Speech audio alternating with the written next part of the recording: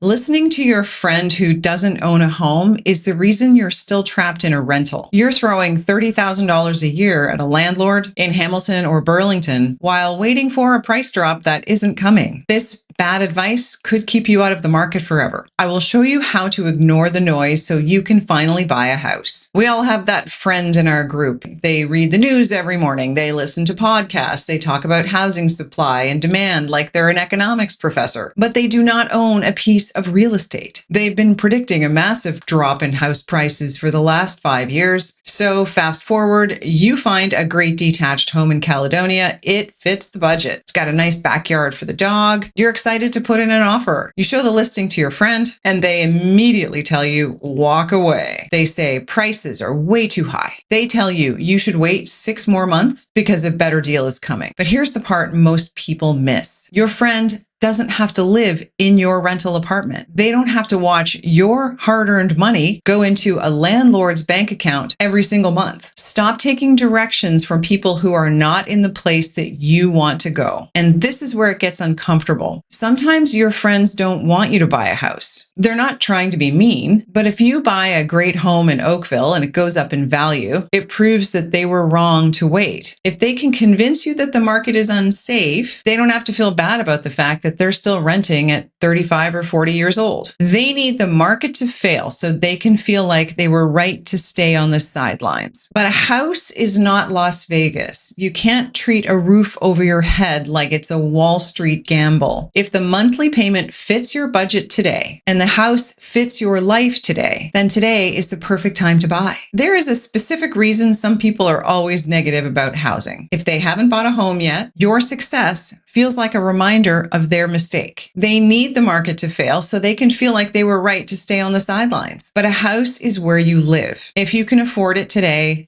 buy it today. Stop letting someone else's fear decide where your kids grow up. Your friend is waiting to prove a point. You're just trying to find a home. For your next home, if you're wondering whether to live in Ancaster or Burlington, check out this video next. Now, this is the mistake I see most often. Buyers decide to wait for perfect conditions. They wait for interest rates to drop further. They wait for the busy spring market. They wait for prices to come down. But in Ontario, waiting has a terrible track record. In places like Hamilton and Waterdown, we have a massive shortage of homes.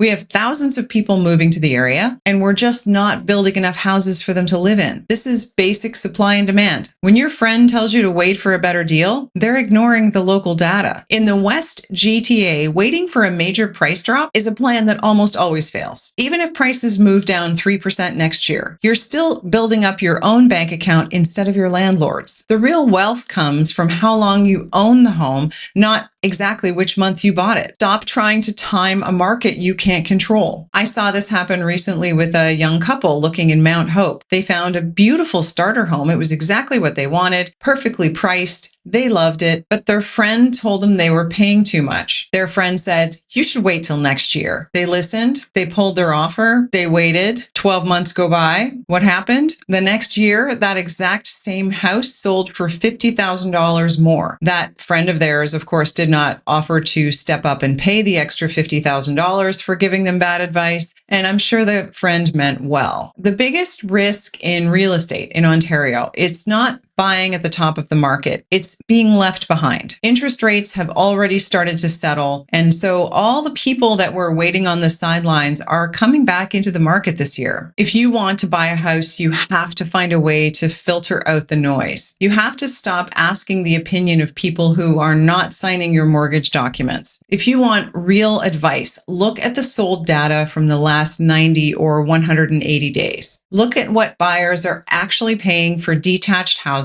in your area right now. The market doesn't care about what your friend read on the internet. It only cares about what a willing buyer and a willing seller agree to today. Your expert friend will not be there to help you when you're priced out of Burlington forever. They're not going to write you a check for the money you missed out on while you were waiting. Real estate is for people who think about the long term. If you find a house that meets your needs in Ancaster or Dundas, Take the chance. You are the only one responsible for your future. The only way to win in real estate is actually getting in the game. If you're trying to block out the noise and make a smart move here in Hamilton or Burlington, you need real data, not gossip. Get in touch with me today to learn more.